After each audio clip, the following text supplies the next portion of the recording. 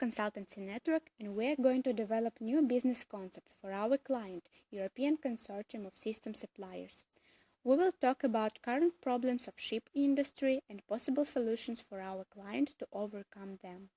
We will develop new logic for the container ship industry, taking in consideration value co-creation and service dominant logic. In addition, we will present a calculation example. In today's merchant ship building industry, we can determine two main actors who influence on fundamental processes and prices on the market. These are three major shipyards located in Asia, Korea, Japan, and China, and the second actor is the chain of system suppliers represented by a block of European companies, European Consortium, who delivers their components and systems for building these ships and who are the main buyers and users of these ships.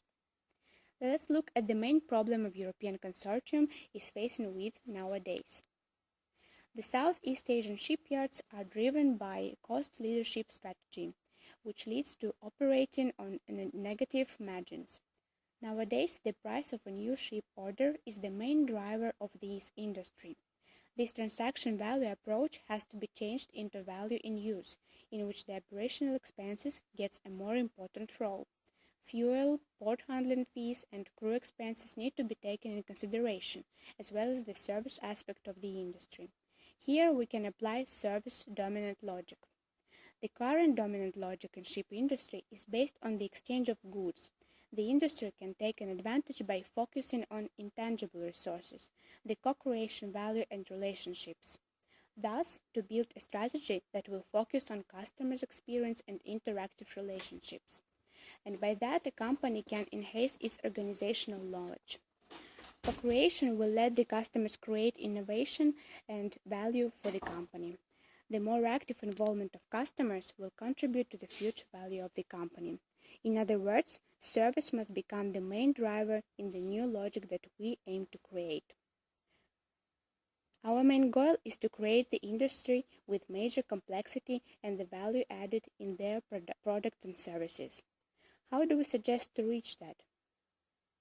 First, we think that the right thing would be to increase the technological development of new products based on the opportunities driven by regulations and new markets niches.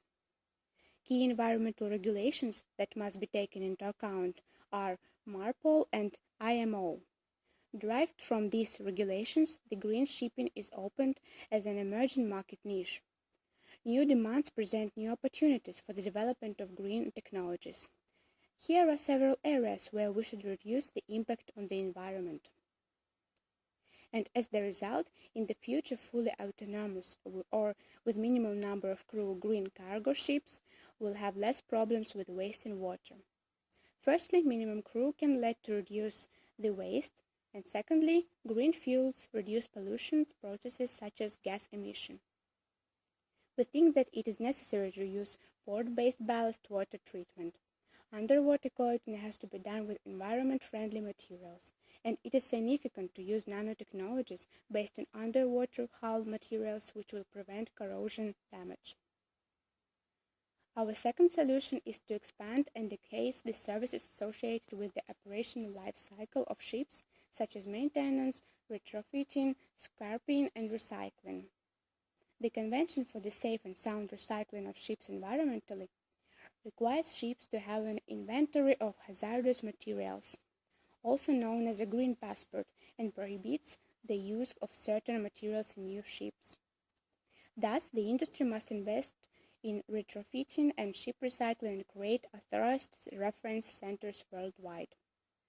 Third, it is vital to develop new process technologies with more automation and efficiency in the use of resources. This can be reached by reconstructing ship design, advanced tools, and simulators. It could be helpful to involve more virtual reality tools to stimulate the life cycle of the product and new technologies aimed at the automation and robotics in welding. We also suggest new marketing direction focused on providing the highest level of service to sell full insurance to the final customer, ship buyer. How to reach that? Firstly, European Consortium should sell the high-tech parts to their customers, merchant shipyards, and then the shipyards will sell the final product to the final customer with European Consortium's 10-year full guarantee service pack. The final customer will benefit more due to the long-term lower maintenance fees. Furthermore, in case of accident, Consortium can offer to sell their maintenance services. Here is a calculation example that presents worth of the ships in a 10-year period on two ships. One ship that uses fossil fuels is cheaper in the beginning to buy, but more expensive in the long term to keep. A second technologically more advanced ship that is more expensive to buy, but cheaper to keep. In both calculation cases, we take 10 years period. Discounting rate 4% is an average that people expect their money to earn interest in a year.